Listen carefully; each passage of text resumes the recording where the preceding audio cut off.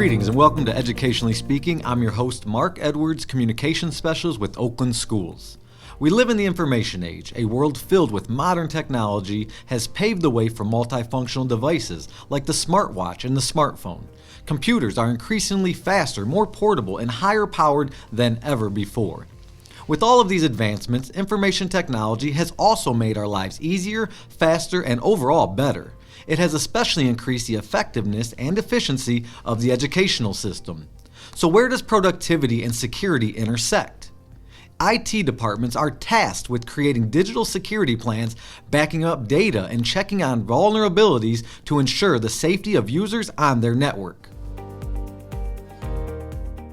So joining me is Dwight Levins, Executive Director of Technology for Oakland Schools. Hello, Dwight. Mark. Hello, sir. Thank you for being here. This is an extremely important topic. It's what you and your team does day to day, and I know that our audience is going to walk away with some key nuggets of knowledge from you. So just thank you for taking the time out of your schedule for being here today. Thanks, Mark. It's great to be here, and as you said, this is a critical topic for our organization, every organization, and especially every K-12 organization. Cybersecurity is something that we focus on every day, all day, as a department and as a team. A little bit about my background. I spent majority of the beginning of my professional career as a teacher, an academic coach, a director of operations in a school district. That includes like transportation, lunch, all of that good stuff. But while I was serving in those roles, I was also managing IT for each organization.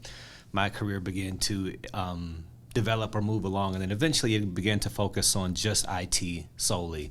So for the past 10 plus years, I've been fortunate to serve as the director of IT for a few different organizations, and most currently here at Oakland Schools as the executive director of technology. Excellent. So I know that this work is probably a passion of yours. It's most likely developed into that anyway, correct? Yes, that is correct. I'm passionate about everything that I do.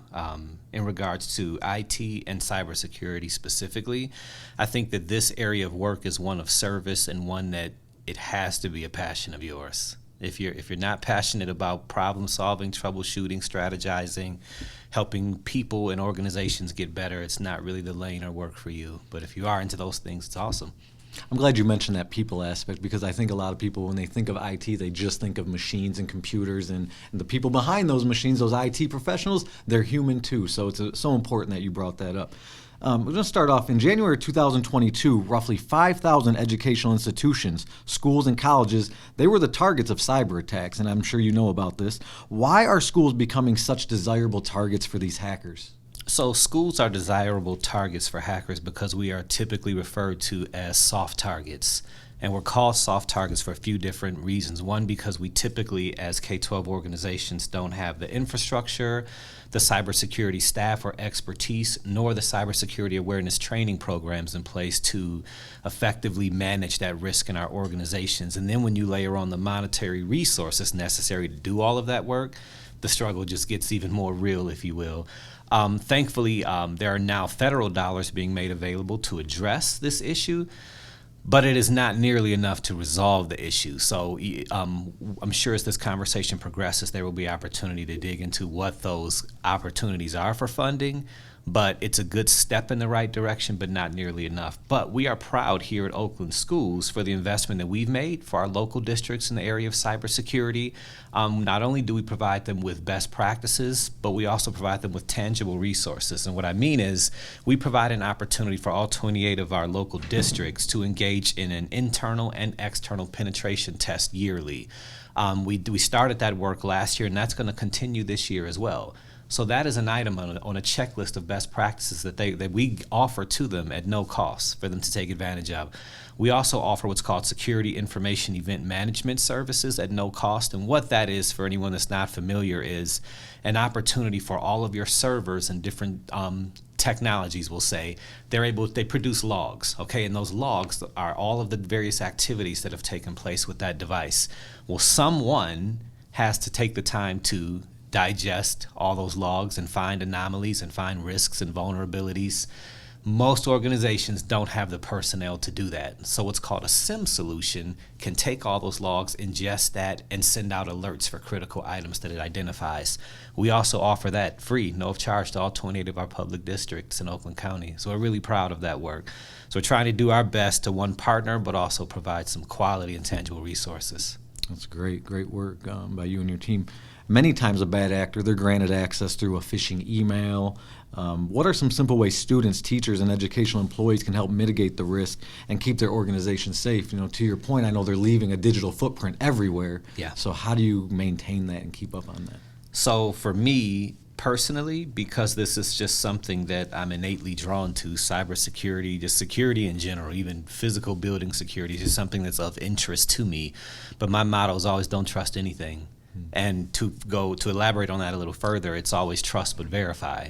And a good example is if I receive a message that I was not expecting, for example, from our superintendent that has this attachment to it, looks legit, seems real, but the message is highly urgent and I wasn't expecting it, I'm not going to open that file, even though it says it's from our superintendent. There are some things that I would check first. One, does the name actually say it's from the superintendent? Is the email actually marked as external? So even though it says it's from the superintendent, it's really from a bad actor pretending to be the superintendent?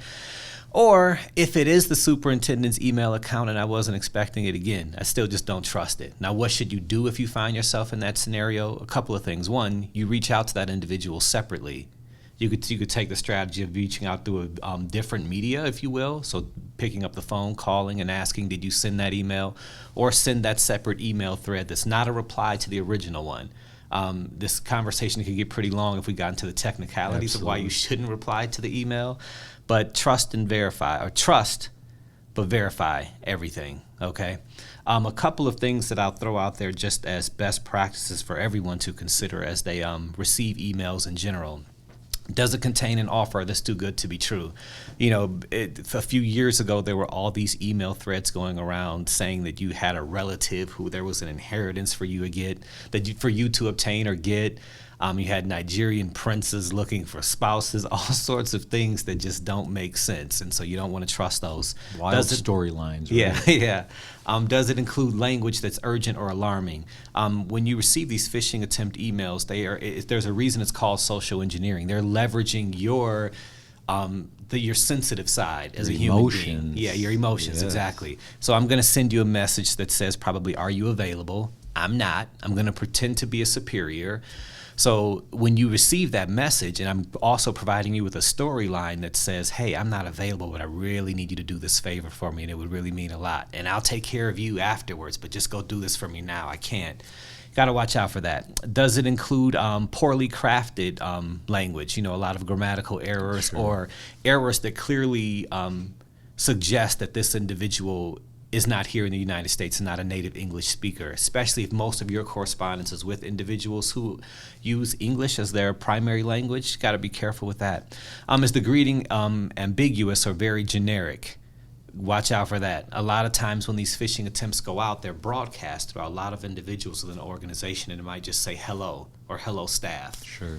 Couple other things. Does it include requests to send personal information? A lot of times those requests will come with additional details, such as, can you buy this gift card for me? Send me the numbers. They want that credit card number, right? Of course, credit cards, of course.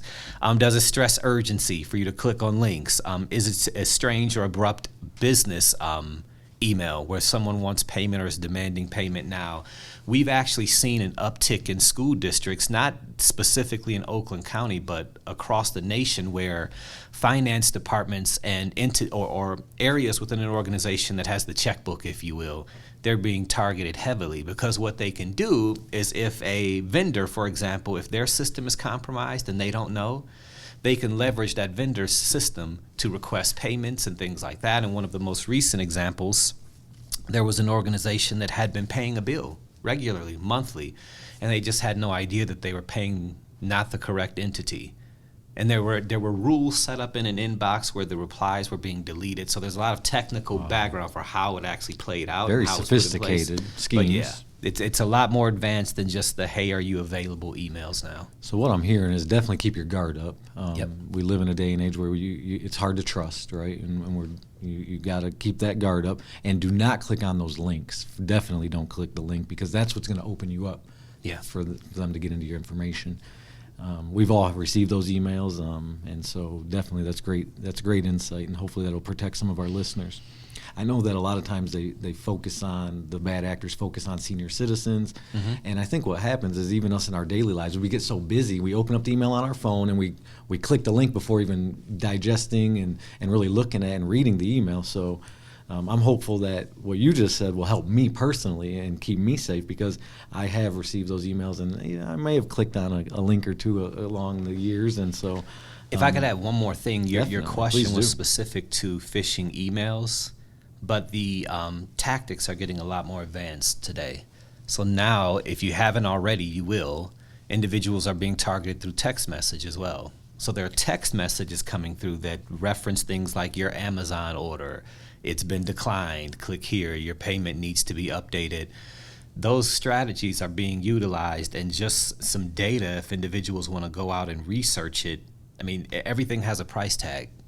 Driver's license numbers. There's a area called the dark web. Most people don't spend any time there, and you shouldn't spend any time there. But hopeful not. Yeah. So this data, everything has a price. So just to give you, some points of reference, like things like SOCH numbers, that could range anywhere from $1 to $15 a SOCH number. So if you think about it in an organization, and these are just statistical numbers, but if you think about an organization where they have 1,200 employees, let's say, and all of those SOCH numbers get compromised, more than likely they didn't just get SOCH numbers. Those numbers have a price tag. Driver's license numbers have a price tag, normally around $20. Wow. Birth date info has a price tag. So when you start rolling all of that up, it's a pretty lucrative business for the bad guys. Wow.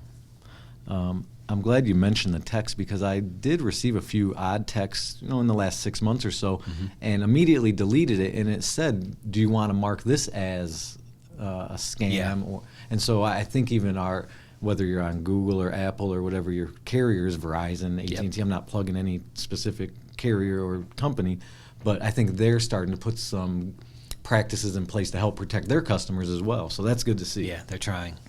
What are federal and state policymakers doing about K-12 cyber attacks, specifically here in our public education world? So the government is making funds available through grants currently for school safety. That's one side of the money, of the pot of money that's out there. And that school safety grant, it really doesn't address cybersecurity, but it addresses building safety. So it's providing funding for things like safety assessments. But technology will be utilized on the back end to support that building safety. So that's one side of grant funding that's available. Another one, there's going to be $1 billion made available over the next 4 years to address cybersecurity specifically. There's a lot of details that we just don't have time to get into today about how you access that funding, but it's available for government entities, which K-12 organizations do fall under that umbrella. Now, when you hear a term like $1 billion, people are going to think that's a lot of money. Sounds like a lot of money, but you have to keep in mind, you're talking about school districts, local governments, and municipalities, so it's a lot of people that it has to be spread out across, so it's not nearly enough. But at the same time, I think that the bright side is, I mean this sincerely, it's better than nothing. So it's a step in the right direction, and it means that our government is taking this threat and these unfortunate scenarios that our schools and other government organizations find ourselves in. They're taking it seriously, and they want to make some effort to help. It reminds me of the lottery fund. We hear that big number every year, but once it's dispersed across the state, that number obviously is just so much lower than what we really need. So, but it's a good step in the right direction. As we incorporate more and more of these tech ecosystems into the workplace, and I'm talking about like the Google and Apple iOS, are there specifics that we need to be prepared or cautious about when we integrate these systems into our teaching and into even our business world, the business aspect of education? Anytime a new technology is introduced into the environment, you want to be cautious. If you think about these companies, let's take something like, just so we can talk about a device, and again, this is no endorsement for a device, but let's say take a device like an Amazon Echo. It's the device where you can, hey Alexa, and ask a question. That became really popular in classrooms where teachers made it available. They'd put it on the table. Kids could go up and ask it questions. There's a lot of issues with that. On the data privacy side of things, it's an issue because you have a device that's listening to what's going on in the classroom, and information that should be private and held within the classroom is available to an outside entity or organization. Even though we like to think they keep that data close and don't share it, you don't know that. So that's on the data privacy side of it, which I believe that data privacy and cybersecurity, they kind of walk and go hand in hand. Now on the cybersecurity side, again, using the Amazon Echo or Alexa scenario, you have to know that they made an investment in a device to meet a need. They wanted a device that you could talk to, ask questions of, and play music. There were features and functionalities that they were targeting, okay? Now you have to think, for most companies, they're not gonna make an equal size investment in the security of that device as well. So you have costly. Yeah, it is very costly. So you have most of these companies who are investing in new technologies and new features, but not so much spending on the security side. So what does that do when that device is introduced into your environment? If it's not properly secured from a design perspective, you've just introduced something that potentially holds a vulnerability or a way in or a door into your environment or network. So you have to be really careful with those devices. We call them Internet of Things devices. You have to take the same approach in your house. I was just going to say, if you have these in your home, I hope you're listening to what he's saying, because it's scary. And I have not integrated that into my smart home yet. Thought about it, but I'm not sure if I'm going to go down that road because of mainly what you just said. Yeah, it's a personal choice and a personal decision. You will, if this were a debate, you would probably hear individuals making claims, if you will, or suggestions towards the opposite side of, no, it's not unsecure, insecure. The securities are in place for the device, but at the end of the day, you're putting that security in someone else's hands, which I typically don't like to do. Sure. And this ranges across everything, from TVs to refrigerators now. Absolutely. You have smart dishwashers. All these devices. Where you turn it on from externally. Yeah. Those are all potentially, if you didn't take the time to research and secure them properly, you're introducing vulnerabilities into your home. Sure, and I hear people say, well, if they want my information, they're going to have it anyway, or there's so much information out there, how are they going to stay up to date with what I'm saying or what I'm doing in my home? And the fact of the matter is whether it's a human doing it or a machine doing it, it's probably compiling that data, compiling that information, or just getting into personal data, birth dates, social security numbers, and those things. So definitely you want to be cautious. Are there products that are better than others? And again, I don't want to endorse anybody, but and especially in our educational world, because that's what we're focused on here, are there classroom tools that are safer? Absolutely. And the way that you vet that, even if you aren't, a technical person, meaning you don't work in an IT department and you don't get into the intricacies of how the device functions from a technology perspective, you want to read the agreements. I mean, you think about how many devices you've engaged with, or even apps on your phone, where they have wrap agreements. And what that means is you're not going to use it unless you agree. It's not even, you don't even have an opportunity to say, no, I agree with everything except this line. Well, then you don't use the app. Right. You have to click accept. So my point behind that is you want to take the time and do your due diligence to research that device. A lot of the devices that you could quickly point to and say, oh, that's not secure. Well, it's not secure because you didn't take the time to research it and find out what security is available with it. A lot of devices and resources have additional layers of security you could turn on. Things such as changing default admin passwords. People have all sorts of devices that they use personally, and they don't realize that there's an admin password for it, and it's standard. And I could literally Google it right now and find out what it is. And if I come to your home and you're using it, if you didn't take the time to change that or know that you should change that, anybody, you're open. You're open. Wow. If you just joined us, today's guest is Dwight Levins. He is Oakland Schools Executive Director of Technology. We'll be right back. Calling all motivated high school students enrolled in an Oakland County school district. The Oakland Accelerated College Experience may be the right fit for you. Students accepted into the Oakland ACE program can earn as much as an associate's degree or up to 60 credits for transfer. There is no cost or fees to the student or family for tuition, books, or any of the required materials. Visit oaklandace.org for more information. Our 4 Oakland Schools technical campuses are designed for students who want to graduate from high school with industry certifications, on-the-job experiences, and business connections. If you or someone you know is a high school student who may want college credits and desires cutting-edge, hands-on learning, visit ostconline.com and explore careers, not just jobs. I'm back with Dwight Levins, Oakland Schools Executive Director of Technology. Again, thank you for being here, sir. Thanks, Mark. Since 2004, the President of the United States and Congress have declared October to be Cybersecurity Awareness Month. How has this initiative raised awareness for technology, and what are some ways users and organizations can secure sensitive data and stay safe online? I know you touched on some of this already, but if you could expand on that. So in the IT community, Cybersecurity Awareness Month, October, is a bittersweet time for us. We like to focus on cybersecurity every month, 12 months. every day, all day. But you never want to waste an opportunity. And anytime you have an opportunity where an item that you are passionate about and know it is a best practice and know it's something that should be getting attention, you don't want to waste that opportunity. And that's what October is, being Cybersecurity Awareness Month. You see it all over social media. It's in the news. A lot of organizations are pushing it. So again, we don't want to waste the opportunity. So during this month, what we try to do is increase communication with our organizations around cybersecurity and just best practices and things they should watch out for. A couple of ways that users can protect themselves and organizations. There's a lot of online resources out there. You can visit CISA's website, and that's CISA, or you can visit a website like staysafeonline.org. Those are 2 different organizations, but they actually partner for Cybersecurity Awareness Month each year.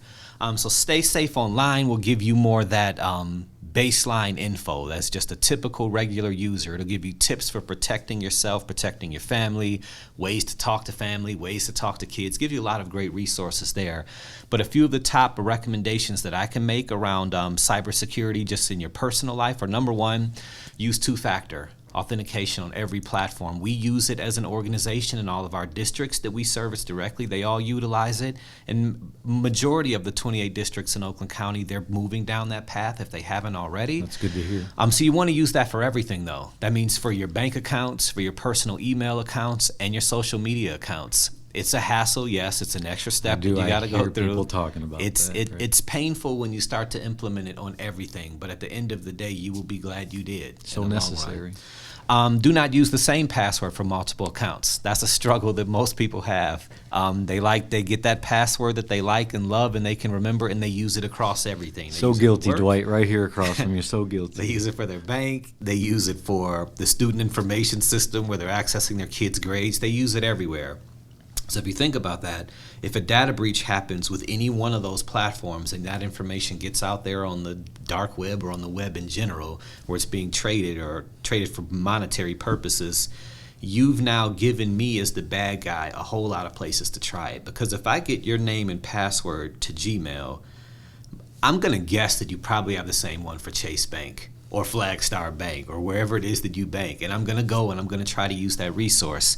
So in an instance like that where your credentials have been compromised, you think about the end game. If you had 2-factor authentication in place, it could have saved you and you'd at least know, hey, somebody's trying to access my bank account and it wasn't me because I'm sitting right here and I'm not doing that.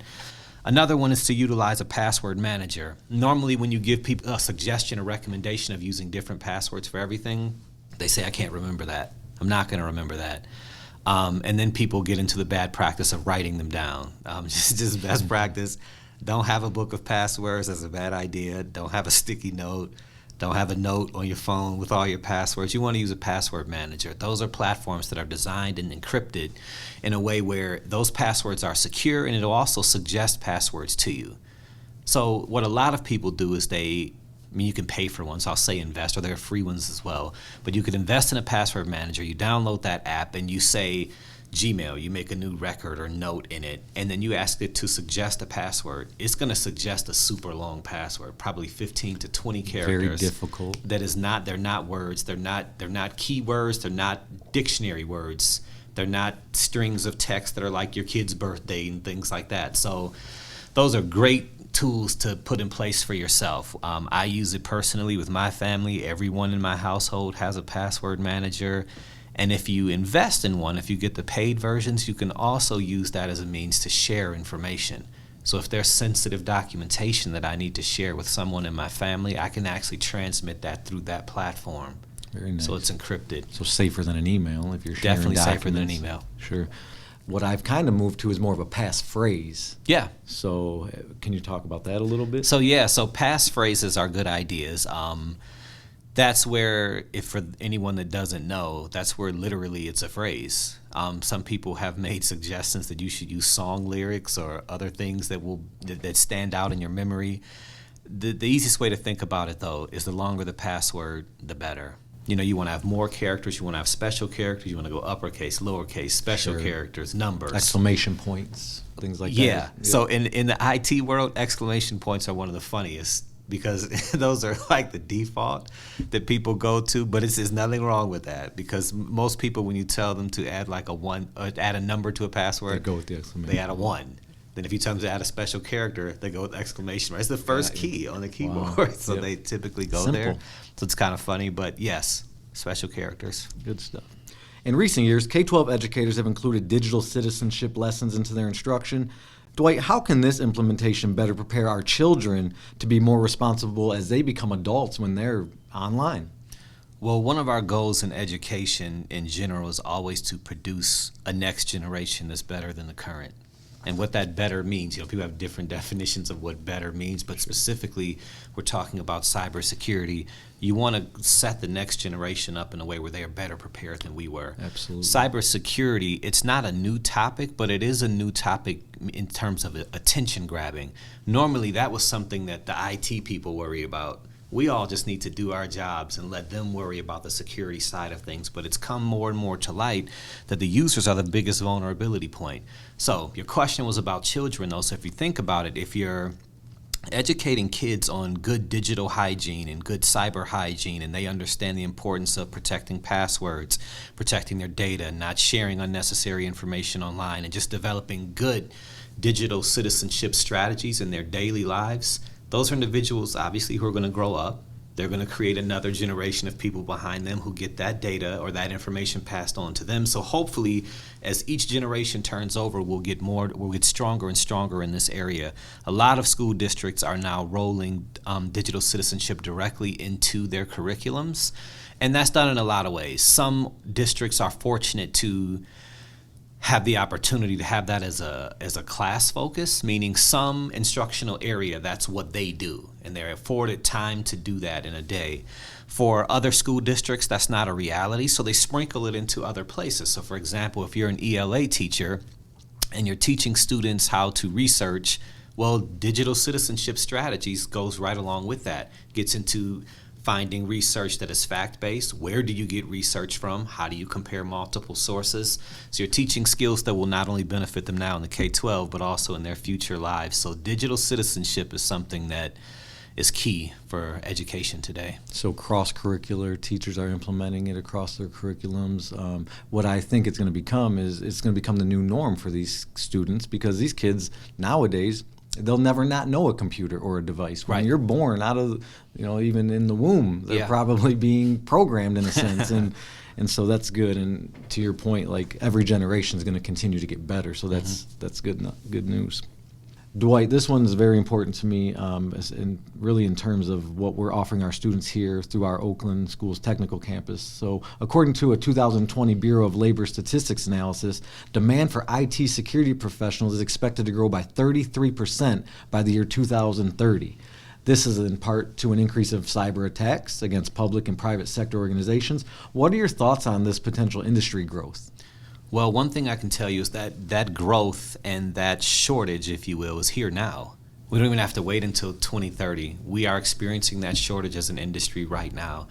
There's a lack of qualified individuals in comparison to the need and the number of positions that are available. In the K-12 space, we struggle in general across the board. That's not exclusive to Oakland schools.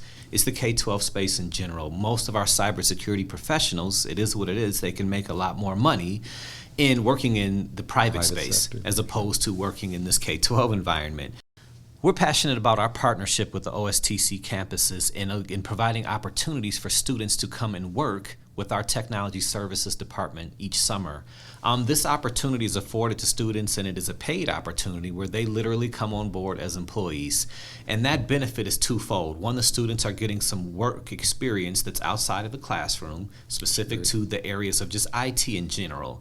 It may not necessarily fall into the bucket of cybersecurity, but it's providing that foundation of what it's like to work on an IT team. But we're also hopefully creating a pipeline where once you came and you got a taste of what it's like to work in an IT environment, in a K-12 environment specifically, with a broader mission than just monetary goals, where you're supporting instruction and the growth of a school district, hopefully that sparks something in them that is sparked in all of us who work in this field, and they will want to come back and continue that. And actually, we experience that a lot. Our department has hired a lot of individuals who are OSTC students who went through those programs, decided they wanted to continue on in IT, and they come to our department. They start off in our entry-level support role, and they have advanced all the way up to really high roles. So we have a lot of solid examples of that taking place within our department. Another strategy that we have is just growing cybersecurity professionals in-house. So we try to provide some mentoring opportunities where, Mark, you may get to come work alongside me if I'm a cybersecurity engineer, let's say. And in addition to doing your regular job, you can pick up some additional skills that'll create a passion in you.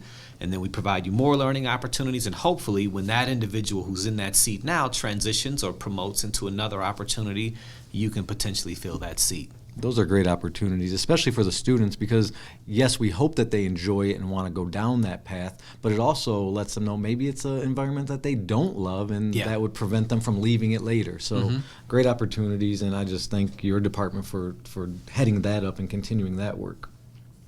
How critical is it to stay up to date with software updates and disconnect and removal media? Another hassle, I think, for people sometimes when they get the pop-up, you need to update your network or update your software. Can you talk about that a little bit, fill us in on that? So staying up to date with software updates is critical. That's here at work. Say it again, Dwight. If you're an OS employee and you get that pop-up that says you need to perform that update or restart your computer, please do it. That's my shameless plug for that. But even in your personal lives, you want to stay up to date because those updates are rolled out for a reason. And typically, they are to address what are called critical vulnerabilities. So, for example, Apple, it happens all the time. I mean, it might be extreme in saying daily, but we'll just say daily. These updates are released, and they say that they're improving platform capabilities, but there are also security enhancements rolled into that if you actually take the time to read the details on what all is included in the update. So those are critical. You may have heard of Log4j. So it was a vulnerability that was identified. It got a lot of media attention here. It took place, I don't remember the exact month, but it was during last school year. The hard part is when you get those types of alerts that you need to go and perform updates now, you got to take it seriously. And that was one that had the span was huge. I mean, it impacted servers. It even impacted mobile devices, potentially impacted vehicles. So the spread, I think we're still now trying to figure out what all that vulnerability impacted. But I say all of that to say, please take that seriously and update your software platforms as often as you can. And I know some organizations, and I'm not sure if we do it here, they're doing the auto update. So really you don't even have a choice. So most organizations now have evolved to it's going to happen. It's a matter of when the pop-up comes up, are you going to try and snooze it or delay it? It's going to happen, though, at some point in time. So most organizations try to give you a chance. So we'll try to give you, Mark, an opportunity to launch it on your own first. But there's normally a window of time that you can specify where, no, this update is happening now. The unfortunate part when you keep putting that off is you might have been right in the middle of that important report that you've been working on, and now all of a sudden an update launches and it reboots and you're in a bad spot. Sure. So update when those pop-ups come up, please update. Let's talk about the challenges that hardware supply chain delays have caused, and I know this has kind of transcended across all industries. I'm hearing Apple alone has extended wait times that are backed up as far as June of 2023. How has this impacted the work that you and your team are focused on? So there are a lot of variables that are impacting that. Apple is a great example where there's, they're trying to get their hands on necessary chips to develop devices. But the pandemic, I don't think that as an industry we've fully recovered from the delays that the pandemic created. Just to give you an example, prior to coming to Oakland Schools, the school district that I was with previously, we ordered student Chromebooks in June, and we didn't get them until January. That's how long of a delay you had in place. And those delays, it's not that bad anymore now, but we still are not back to what we saw previously. And that's for a lot of reasons. It's not just the supply chain. It's not just chip shortages.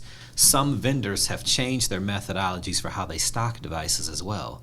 Some manufacturers, I'll leave names out of it, but they roll and flip their models so often that they have significantly reduced the volume of on-the-shelf stock that they keep. Sure. So where in the past you could call a vendor and say, hey, I need 2,000 Chromebooks, they would just come off the shelf and they'd send them.